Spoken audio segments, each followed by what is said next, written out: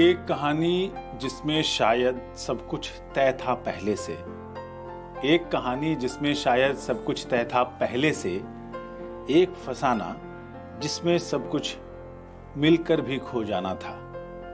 तुझे मुकम्मल करना था एक हिस्सा मेरे किस्से का। तुझे मुकम्मल करना था एक हिस्सा मेरे किस्से का। मुझको तेरे अफसाने में एक किरदार निभाना था। ये शेर एक किताब से है और इस किताब का नाम है रोशनी जारी करो। रेख्ता ने इसे प्रकाशित किया है और इसके जो गज़लगो हैं वो है मनीष शुक्ला। और मनीष शुक्ला जो है प्रशासक हैं। अभी वो परिवहन विभाग में वित्त नियंत्रक हैं उत्तर प्रदेश सरकार में। और उत्तर प्रदेश में ये संयुक्त मुख्य निर्वाचन अधिकारी रहे हैं। तो एक प्रशासक और एक शायर, ये दोनों का जो मेल है इस पर हम बात करेंगे। और हमारे आज के मेहमान मनीष शुक्ला हैं। आपका बहुत बहुत स्वागत सर। नमस्कार मंजीत जी, बहुत बहुत शुक्रिया कि आपने इस प्लेटफॉर्म पे मुझे बुला के अपने दर्शकों से रूबरू होने का मौका फराहम किया। बहुत शुक्रिया, नमस्कार। तो जैसा परिचय में मैंने थोड़ा सा एक सूत्र छोड़ा है कि एक प्रशासक जो हम समझते हैं कि बड़ा सख्त होता है, प्रशासक को सख्त होना पड़ता है, प्रशासक को सख्त होना चाहिए।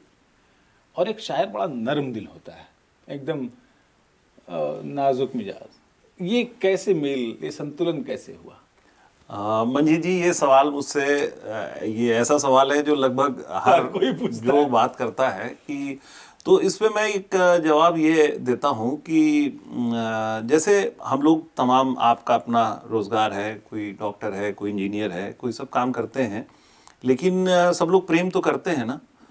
तो मेरे लिए शायरी बिल्कुल वैसी ही चीज़ है, अपनी रूह की ग़िज़ा थी। और मैंने सोचा नहीं कि कभी मुझे ये चॉइस हो, कोई चूज़ करने का मौका मिला हो कि भाई मैं शायर बनूं या ना बनूं। और अधिकारी तो चलिए सिलेक्शन था, मेरी चॉइस थी। शायरी का जो मामला है वो बहुत बचपन से मेरे जहन में था। असल में मेरे जो वालिद, मेरे फादर अभी इस दुनिया में नहीं हैं, स्वर्गीय उदय शंकर शुक्ला जी, तो वो उनको बहुत शायरी का शौक़ था, कविताओं का, हिंदी, उर्दू। मदर मेरी अच्छी, बहुत तालीम याफ्ता रहीं, बहुत पढ़ी लिखी रहीं। तो घर का माहौल था और मेरे अंदर कुछ रहे होंगे जरासीम जिसे कहते हैं कि शायरी के वायरस। तो मैं जब 9th क्लास में आया तो मैं टूटी फूटी फ्री वर्सेस कविता करना शुरू कर दिया था। और उसी दौरान उर्दू शायरी की तरफ रुझान हुआ। और क्योंकि मैं सहारनपुर में, मैंने आपको जिक्र किया था कि मेरी तरबियत शुरुआती सहारनपुर से हुई। 1.5 बरस का था जब सहारनपुर गया हूँ और 17 बरस के बाद मैं लखनऊ आया यूनिवर्सिटी में। तो वो माहौल, मेरे सारे दोस्त वहाँ पे, ज़्यादातर उसमें मुस्लिम है मेरे दोस्त हैं, आज भी मेरा उनके घर परिवार का आना जाना है। तो एक जो माहौल मिला उर्दू का, घर का माहौल था। फादर मेरे वाइस प्रिंसिपल उसी कॉलेज में थे जहाँ मैं पढ़ता था। तो उस वजह से धीरे धीरे मज़ा आने लगा। कभी सोचा नहीं था कि भाई क्या करना है इसका, आगे जाके शायर के रूप में चिन्हित होंगे कि नहीं होंगे, लेकिन आनंद आता था। शेर सुनने में आनंद आता था, अच्छे शेर हो जाते थे तो हम लोग अपनी डायरी में नोट किया करते थे। मेरे पास पूरी एक बहुत मोटी डायरी थी जिसमें कम से कम नहीं रहे होंगे 8-10 हज़ार शेर हम लोगों के पास, हमारा कलेक्शन था। मेरे और मेरे बड़े भैया, हम लोग एक दूसरे को शेयर करते थे, यार दोस्तों में चलता था। कब उन अच्छे शोरा को सुनते सुनते अपने मिसरे लगाने की आदत पड़ गई, वो लगभग मुझे यहाँ तक ध्यान है, जो बड़ी अभी भी अच्छी गज़लें नहीं कह पाता हूँ, उसमें तो बहुत ही ख़राब थी। तो मैं क्लास 11वीं में था, मैंने पहली गज़ल शायद तब कही थी अपनी, रदीफ़ काफ़ी और ये सब मिलाना विलाना हम सीख गए थे। फिर पढ़ाई लिखाई का अपना सिलसिला चलता रहा, क्योंकि घर में टीचर के लड़के थे तो और कोई तरीक़ा था नहीं, ज़रिया माश के लिए हमें नौकरी ही करनी थी, न बिज़नेस था। तो पढ़ने लिखने में ऊपर वाले की कृपा से ठीक ठाक थे। तो ये लगा कि पहले डॉक्टरी की तरफ गए, लेकिन बड़े भाई मेरे डॉक्टर बन रहे थे, तो फिर ये हुआ कि मैंने अपना ट्रैक चेंज किया और सिविल्स की तरफ आया, सिविल सर्विसेज की तरफ। और मुझे तो लगता है कि अगर आप प्रशासक बन रहे हो और आप, जो आपने बात की नाजुक मिजाज होने की, या मैं कहूँगा उसको संवेदनशील होना, अगर आप संवेदनशील नहीं है तो आपको कोई हक नहीं है कि जनता के सर पे बैठ के उसका काम करें। ठीक बात। अगर आप बिल्कुल रोबोट हैं तो फिर ऐसा ही होगा जैसा हो रहा है। मुझे तो लगता है ज्यादा सेंसिटिव लोग इस सिस्टम में आए तो ज्यादा बेहतर कर पाएंगे। बहुत बहुत मार्के की बात आपने कही है। तो इन्होंने एक जो नौकरशाह हैं या ब्यूरोक्रेट्स हैं या प्रशासक हैं, उनके संवेदनशील होने का एक बड़ी मार्के की बात आपने कही। एक सवाल मेरा, थोड़ा पीछे ले जाता हूँ आपको। अब उर्दू आपने कोर्स में तो नहीं पढ़ी होगी, पाठ्यक्रम में तो नहीं रहा होगा मेरे ख्याल से। आप लखनऊ में रहे, सिर्फ उसका असर था, या फिर बाद में आपने कब सीखी उर्दू और कैसे सीखी उर्दू?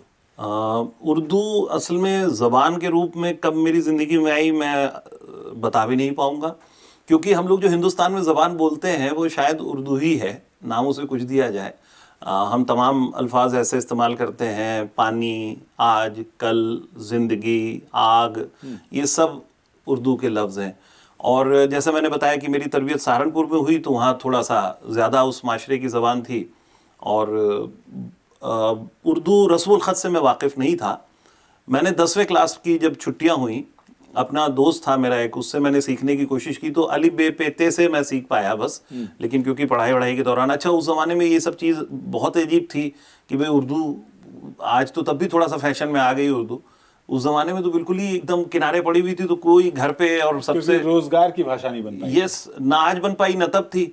और घर से तो छुपा छुपा के ये सब काम करते थे कि भाई हम अलिफ बे पे ते सीख रहे हैं, तो डर लगता था कि कहीं कोई ये ना कहे। तो उर्दू ज़बान और शायरी, इससे वाकफियत रही, रस्मुल ख़त से वाकफियत नहीं थी मेरी।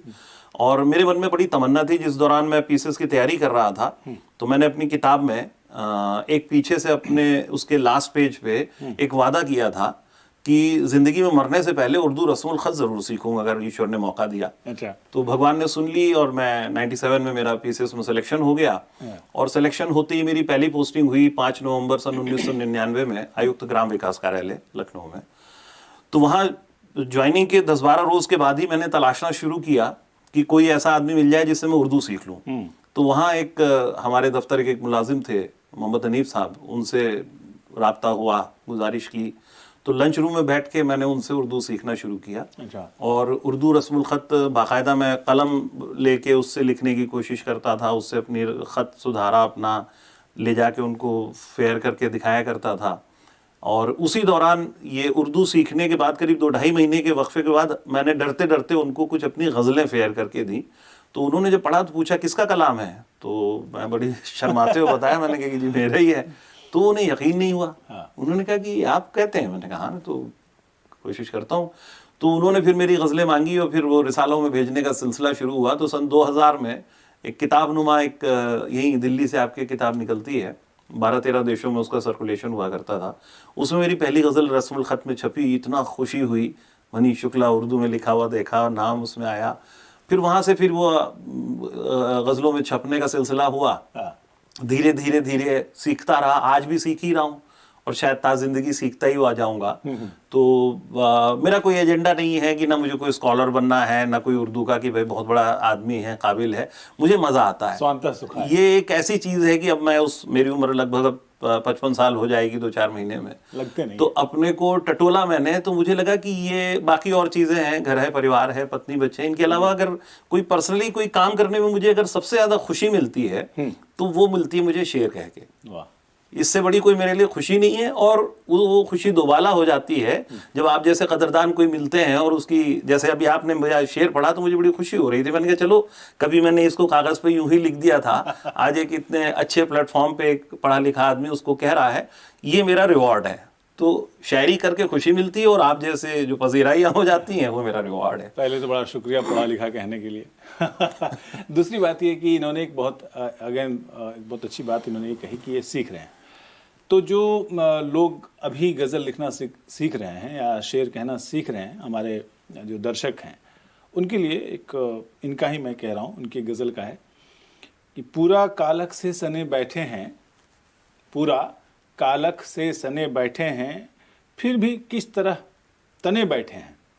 इसी गज़ल का एक शेर है कि आज हर बात गवारा हमको, आज हर बात गवारा हमको, आज हम उनके कने बैठे हैं। अब मैं ये जो शेर है इसमें से कने शब्द पे बात करना चाहता हूँ। कने हमारे यहाँ देशज शब्द है, गांव देहात में बोली जाती है, जो आमतौर पर देशज शब्दों का इस्तेमाल बड़ा सीमित होता है उर्दू की जो मुख्य धारा की शायरी है। तो ये ऐसे और भी शब्दों का जो इस्तेमाल आपने किया है थोड़ा हमें और बताएं और लोगों को सिखाएं, थोड़ा सीखेंगे लोग आपसे जो हैं युवा विद्यार्थी जो। अब मैं तो अभी खुद ही सीख रहा हूँ, मेरे उस्ताद हैं फरहत एहसास साहब, मैं दूसरों को क्या सिखाऊंगा। असल में मैंने मजीद साहब जैसे बताया ना कि मैंने कोई दिमाग में कोई एजेंडा रख के शायरी नहीं कभी की। हाँ। मैंने अपने दिल की तर्जुमानियाँ की, और वो जहन में ख्यालात हमारे कहाँ से आएंगे, जो हम सुनते हैं, देखते हैं, बोलते हैं। तो जितने भी भाषा के शब्द हैं जो मेरे अंदर आ गए वो मेरे हो गए। अब उसे आप नाम हिंदी दे दीजिए, उर्दू दे दीजिए, या कोई नया नाम दे दीजिए। हाँ। तो ये लफ्ज़ है कने।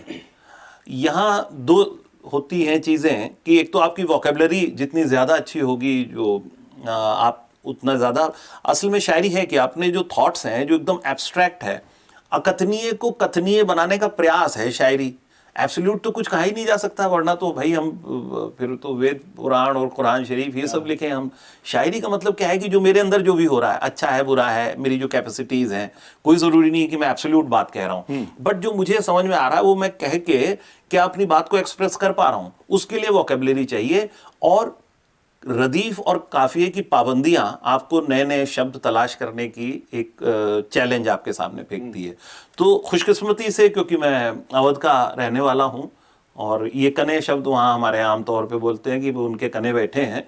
तो जब ये गज़ल हो रही थी, अच्छा जब गज़ल होती है तो उस वक्त दिमाग कहीं और चला जाता है, एक फ्लो होता है जो अपने साथ बहाता आपको ले जाता है। रदीफ काफिये की मिसालें होती हैं, एक सेट आपके जहन में मीटर बैठा हुआ होता है, और थॉट्स आपके अपने होते हैं, लफ्जियात आपकी अपनी होती है। तो वहीं कहीं से उछल के किसी हार्ड डिस्क में पड़ा था ये लफ्ज, और उस वक्त ये आ गया। तो अब इसको लोग सोचते हैं कि मैंने सोच के कहा, तो सोच के कुछ नहीं कहा। एक्चुअली सोच के शायरी हो ही नहीं सकती। जितनी भी एजेंडा रख के शायरी होती है, आप नज्म तो कह सकते हैं, गजल की शायरी तो ये है कि वो एकदम आपको ऐसे अनजान राहों पे सफर करा देती है कि जब ये शेर हो जाते हैं तो खुद समझ में नहीं आता कि कहाँ से हुए। और ऐसे कुछ और शब्दों की अगर मिसालें दें तो जिसका इस्तेमाल किया हो आपको, अगर ध्यान हो, क्योंकि ध्यान तो हम दे रहे हैं। आप तो अब ऐसे मैंने, हाँ, क्योंकि कॉन्शियसली कोई ऐसे लगभग हिंदी के तमाम अल्फाज हैं मेरे जो आए होंगे, जैसे दुख है, और अब इस वक्त आपने जो सवाल किया मुझे नहीं आ रहा, लेकिन जरूर कहीं ना कहीं होगा। अच्छा, मैं एक दर्शकों को एक बात और कहना चाहता हूँ कि छोटी बहर की गजल है इनकी, यार हमारी बात न पूछ, यार हमारी बात न पूछ, कैसे बीती रात न पूछ। ये छोटी बहर की गजल है। अब एक महारत इनकी जो है वो लंबी बहर में भी है कि जैसे बहुत कुछ कह दिया उसने असर अंदाज लफ्ज़ों में, बहुत कुछ कह गई लेकिन किसी की बेज़बानी भी। अब ये मैंने जितने लोगों को, बड़े शायरों को पढ़ा है, या तो वो छोटी बहर में है या बड़ी बहर में, दोनों में महारत जो है वो क्या, वो सरस्वती की कृपा है माता की, या फिर कुछ इस पे अलग से काम किया था? महारत तो नहीं हासिल है, महारत का तो अभी सोचा भी नहीं कि हमको गजल पे महारत हासिल है। लेकिन फिर वही बात, मैंने ये भी इंतखाब नहीं किया, ये भी मेरा चुनाव नहीं है कि कौन सी। असल में एक गलबा तारी होता है, जब आप सारा दिन का युद्ध लड़के आते हैं और शाम को जब थोड़ा सा रिलैक्स होते हैं तो एक कोई अंदर होने लगता है कुछ, जब शांति में रहते हैं तो कभी कोई ख्याल आ गया, कोई मिसरा आ गया, तो उस पे शेर कहने लगते हैं, कोई सोच के नहीं कहते।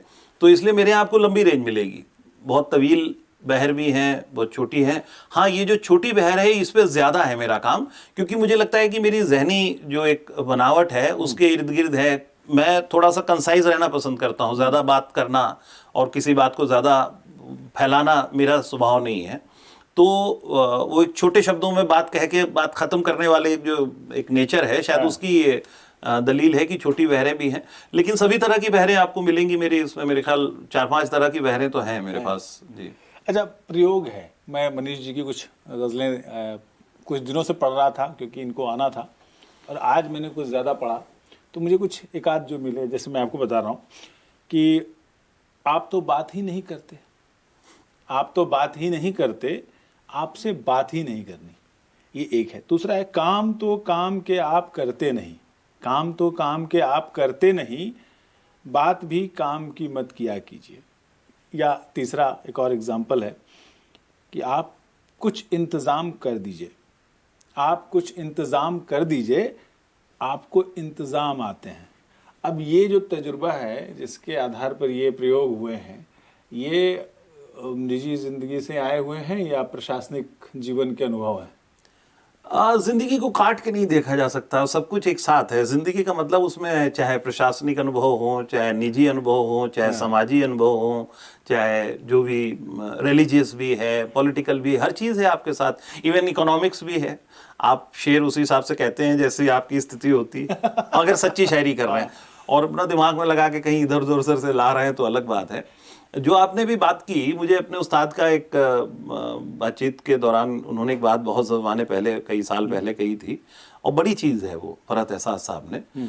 उन्होंने कहा कि जो शेर वो अच्छा होता है मिसरा जिसकी फर्दर नस्र नहीं की जा सकती, मतलब जिसको आगे फिर आप उसका प्रोज नहीं और कर सकते उसको।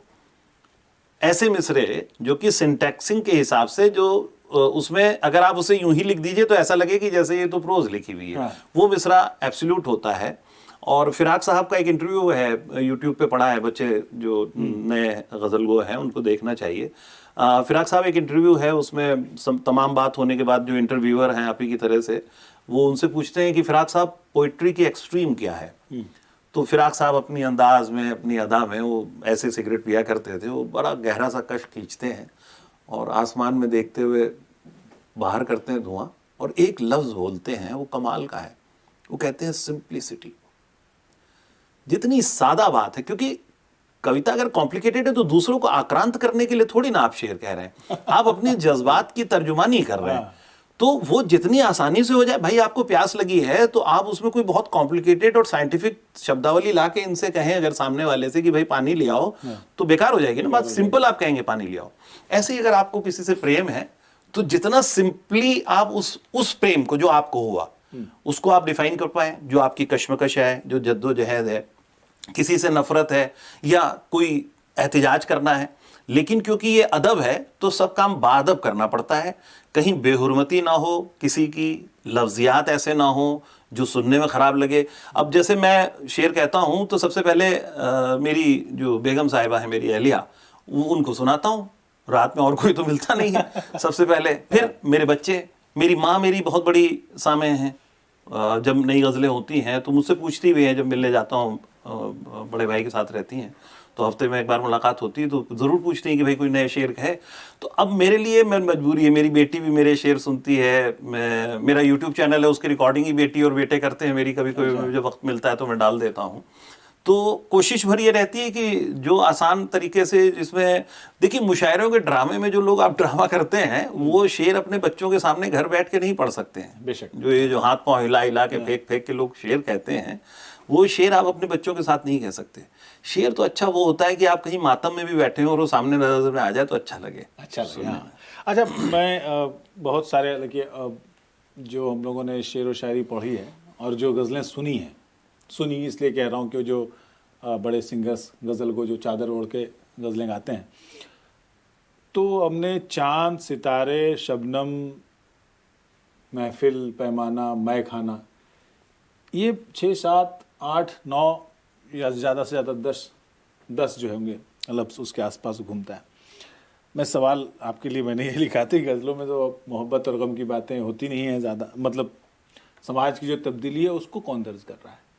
क्या वो उर्दू साहित्य में आप और आपके जो समकालीन और दूसरे शायर हैं, कुछ लोग, अदम गोंडवी को या राहत इंदौरी को हम छोड़ दें, तो क्या समाज में हो रहे बदलाव को दर्ज कर रहे हैं? देखिए, अगर सेंसिटिव शायर है तो ज़रूर दर्ज कर रहा है। तरीक़ा अलग है।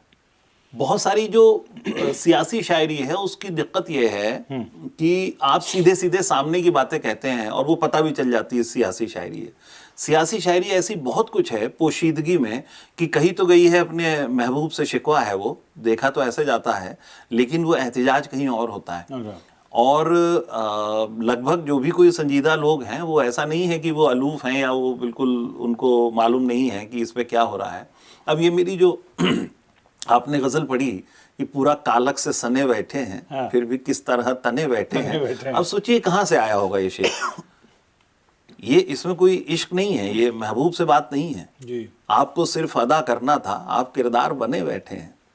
तो या बहुत ज़माने पुरानी एक मेरी गज़ल है, कागज़ों पर मुफलिसी के मोर्चे सर हो गए, और कहने के लिए हालात बेहतर हो गए। हमने तो पासे अदब में बंदा परवर कह दिया, हमने तो पासे अदब में बंदा परवर कह दिया, और वो समझे कि सच में बंदा परवर हो गए। क्या बात है। तो इस तरह की बहुत सारी शायरी है जो आती है आपकी, और कोई ज़रूरी नहीं है कि हर शायर वही सब कहे जो बाकी सब कर रहे हैं। ये बिल्कुल वो एक बहुत पुरानी कहावत है कि लीक लीक गाड़ी चले, लीक ही लीक कपूत, लीक छाण तीन ही चले, शायर सिंह सपूत। तो जो शायर है वो अपना अलग रास्ता नहीं पाता, उसको समाज का बर्डन क्यों डालने की क्या ज़रूरत है। आप देखिए कि वो अच्छा क्या कह रहा है। जैसे आपने भी महफिलों की गज़ल गायकी की बात की थी, देखिए उनका अपना अलग फील्ड है गज़ल गायकी का। जो तमाम हमारा इतना बड़ा समंदर है शायरी का, उसमें से जो महफिल में सुनने समझने और एंजॉय करने और उसको लयबद्ध करने लायक जो मटेरियल है वो उठा के गा देते हैं गज़ल गायक। लेकिन अब हमें टारगेट करके हम ये थोड़े ना शेर कहेंगे कि भाई हमारी गज़ल कोई गाए कोई बड़ा सिंगर। हम तो ज़िंदगी जी रहे हैं, और ज़िंदगी से जो लगने वाली चोटें हैं वो या तो चीखों के रूप में निकल रही है या फूलों के रूप में। अगर चोट लग रही है तो दर्द निकल रहा है, तो उस तरह का शेर हो रहा है। कोई चीज़ हमें खुशी दे रही है तो हम उसको खूबसूरती से पेश किए दे रहे हैं। अब उसमें से हो सकता है कुछ मोहब्बत वाली बात आ जाए तो जिसको वो चाहिए वो ले जाए, जिसको सियासी समझ में आ जाए वो ले जाए। हम कोई एजेंडा रख के शेर नहीं कहते, हम तो अपना जी रहे हैं। एजेंडा रख के इस शेर नहीं कहते। भीड़ भाड़ में किसी तरह से अपना अपने को जिंदा रखें इसके जरिए। देखिए वक्त जो है ना थोड़ा सा अंत की तरफ बढ़ रहा है, तो मैं दो सवाल और पूछूंगा। एक सवाल तो आपकी किताबों के बारे में होगा जो हम बाद में पूछेंगे, पर पहले मैं ना इनको घेरना चाहता हूँ। ये मैं कुछ इनके सुनाता हूँ। तू मुझको सुन रहा है तो सुनाई क्यों नहीं देता, ये कुछ इल्ज़ाम है मेरे, सफाई क्यों नहीं देता। मेरे हंसते हुए लहजे से धोखा खा रहे हो तुम, मेरा उतरा हुआ चेहरा दिखाई क्यों नहीं देता। ये एक है। दूसरा सुनिए। ख्वाब का चेहरा पीला पड़ते देखा है, एक ताबीर को सूली चढ़ते देखा है, एक तस्वीर जो आईने में देखी थी उसका एक एक नक्श बिगड़ते देखा है। तीसरा सुनिए। सवाल के लिए आधार भूमि तैयार कर रहा हूँ मैं। लम्हा लम्हा दर्द टपकता रहता है, जाने अंदर कौन सिसकता रहता है, एक आहट सी होती रहती है दिल में, इस सहरा में कौन भटकता रहता है। किसी के इश्क में बर्बाद होना, हमें आया नहीं फरहाद होना, मोहब्बत का सबक लगता है आसान, बहुत मुश्किल है लेकिन याद होना। बिखरने का इरादा कर रहे हैं, अभी खुद को कुशादा कर रहे हैं, अभी दीवानगी की इब्तिदा है, जुनू हद से ज़्यादा कर रहे हैं। एक और आखिरी। कुछ उदासी शाम की हल्की करो, आ भी जाओ यार अब जल्दी करो, पड़ गया है फिर से उजालों का अकाल, आके थोड़ी रोशनी जारी करो। अब ये जो मैंने इतनी पढ़ी ना, ये अलग अलग आपकी जगहों पे संग्रहित हैं, उसका एक मूल केंद्रीय भाव है उदासी, अकेलापन, विरह, प्रेम का न होना। ऐसा क्यों? ये मनुष्य की नियति है। ये एक शेर है कि महफिलों में हो लाख खंदा बलब, छुप के तन्हाइयों में रोता है, आदतन कुछ भी सही मगर इंसान फितरतन गम परस्त होता है। तो ऐसा नहीं है ये कि मेरा दुख है, क्योंकि इंसान दुनिया में यहाँ पैगंबर वली आए वो दुख से बच के नहीं गए, भगवान श्री राम ऐसे ही दुख में गए, तो हम कोई अलग से तो थे नहीं, हमें भी ज़िंदगी में। और क्योंकि वही है कि एक मेरा शेर है कि बड़ी मुश्किल थी दुनिया से हमें दो चार होना था, बड़ी मुश्किल थी दुनिया से हमें दो चार होना था, और उस पर यह मुसीबत साहिब किरदार होना था। क्या? तो अगर आप थोड़ा बहुत भी, मैं समझता हूँ कि शायद थोड़ा बहुत ठीक आदमी हूँ, एब्सोल्यूट फरिश्ते तो कोई नहीं, भगवान बना के भेजता है, तो जो भी कोई थोड़ा भला आदमी उसको बहुत तकलीफ उठानी पड़ती है। अब लेकिन दिक्कत क्या है कि इस तकलीफ में अगर आप सकम कर जाएंगे तो ज़िंदगी का कारवां आपको रौंद के निकल जाएगा। तो शायरी हमें रोशनी देती है, हौसला देती है कि चाक दिल और भी हैं, चाक कबा और भी हैं, एक हम ही नहीं दुनिया से खफा और भी हैं। तो वो जब शायरी पढ़ी तो लगा कि नहीं यार, हमसे पहले के वक्तों में भी दुख गुजर चुके हैं, तो ये घबराओ नहीं, इससे उदासी उदासी जो है, क्योंकि आप अगर अच्छे हैं तो आपको धोखा भी खाएंगे, आप दिल भी टूटेगा आपका, दूसरों के लिए आप करेंगे, रिटर्न में नहीं मिलेगा, तो क्या करें, फ्रस्ट्रेट हो जाएं।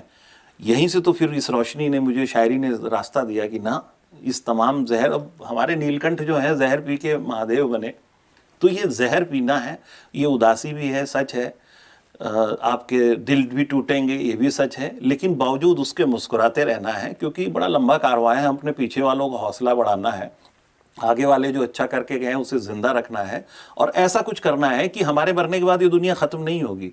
ये दुनिया भी पता नहीं कब तक चलेगी। क़यामत की बात लोग करते हैं, कोई क़यामत का कोई शाहिद आज तक मैंने देखा नहीं कि जिसने अपनी आंख से क़यामत देखी हो। किससे हैं? तो क़यामत अगर हुई भी तो ऐसी नहीं होगी कि सब कुछ खत्म हो जाएगा। मुझे लगता है कि हरि अनंत हरि कथा अनंता, ये हमेशा चलता रहने वाला कारवां है। तो इस उदासी गमों से मैंने अपने तजुर्बात की तर्जुमानी की और बताया कि बावजूद उसके एक अच्छी ज़िंदगी जी जा सकती है, और ख़ुद भी मुस्कुराया जा सकता है, और दूसरों को भी मुस्कुराहटें फराहम की जा सकती हैं। एक किताब का सवाल, आखिरी सवाल है। रोशनी जारी करो, ये मेरे पास है, जो रेख्ता से आई है 2018 में शायद। जी हाँ, 2017 में उर्दू में शाया हुई थी, और फिर रेख्ता ने 2018 में इसको किया था। उससे पहले 2012 में एक ख्वाब पत्थर हो गए करके एक गज़ल संग्रह मेरा आया है, और तीसरे की तैयारी है। वो थोड़ा सा हमारे उस्ताद के पास है, वो प्रीफेस के लिए लगभग हो गया 7-8 महीना। तो उस्ताद ने उसका उन्वान भी तय कर दिया है, बात अब मुलतवी नहीं करनी। तो देखिए, अगर दुआ कीजिए कि आज यहाँ आना मेरा मुबारक हो, और इस हफ्ते अगर मुझे प्रीफेस मिल गया तो मार्च तक वो पब्लिशिंग के लिए चली जाएगी तीसरी किताब, और उस किताब को देने के फ़ौरन बाद मुझे चौथी किताब पे लग जाना पड़ेगा, क्योंकि ईश्वर की कृपा से उसके बाद भी 100 से ऊपर गज़लें हो गई हैं। उनसे भी निजात पानी है, आप लोगों को सौंप देंगे तो भार हल्का हो जाएगा। जी, ये भार जो है ये हल्का इनके सर से हो जाएगा, लेकिन हमारी जिम्मेदारी है कि हम जो गज़लें किताबों के रूप में आ रही हैं उनको किताबों के रूप में और ख़रीद कर पढ़ें। देखिए, मेरी जो हमारे दर्शक हैं उनसे मेरी यही गुजारिश रहती है कि आप दुनिया के तमाम चीज़ें, पिज़्ज़ा, बर्गर और इधर उधर पता नहीं क्या क्या महंगे महंगे दामों में ख़रीद कर खाते हैं, मांग कर नहीं खाते, चुरा कर नहीं खाते। तो फिर किताबें जो है वो भी आप ख़रीद कर पढ़ें। बेशक कुछ गज़लें जो है रेख्ता पर हैं आपकी, कुछ और हाँ, दूसरे वेबसाइट्स पे भी हैं, लेकिन किताब का जो स्पर्श का जो इसके जो किताब है, जो ठोस हाथ में आती है, जिसको आप तकिए के नीचे रख कर सो सकते हैं, दोस्त बनाकर रख सकते हैं, जिसमें अंडरलाइन कर सकते हैं रंग बिरंगी पेंसिल और कलमों से, उसका तो मज़ा ही अलग है। तो जो नई पीढ़ी है उसके लिए मेरा यही कहना है कि फ़िलहाल तो मेरे हाथ में रोशनी जारी करो है, लेकिन मार्च और हो सकता है अप्रैल तक शायद आ जाए, तो जब हम उसको मुलतवी नहीं करेंगे। और बहुत बहुत शुक्रिया मनीष जी। बहुत शुक्रिया मंजीत जी, बहुत अच्छा लगा मुझे यहाँ आके। आपने अपना कीमती वक्त दिया, और ये किताबों की दुनिया में मनीष शुक्ला प्रशासनिक अधिकारी हैं, लेकिन साथ साथ एक संवेदनशील शायर भी हैं, संवेदनशील नौकरशाह भी हैं बेशक। तो अगले हफ्ते हम फिर मिलेंगे किसी ऐसे ही नामचीन शख्सियत के साथ, रचनाकार के साथ, जिन्होंने अपने शब्दों के जरिए योगदान दिया है समाज को, और नया रास्ता और नई रोशनी दिखाने का काम किया है। आज किताबों की दुनिया में इतना ही। इजाज़त दीजिए मंजीत ठाकुर को और हमारी पूरी टीम को। नमस्कार।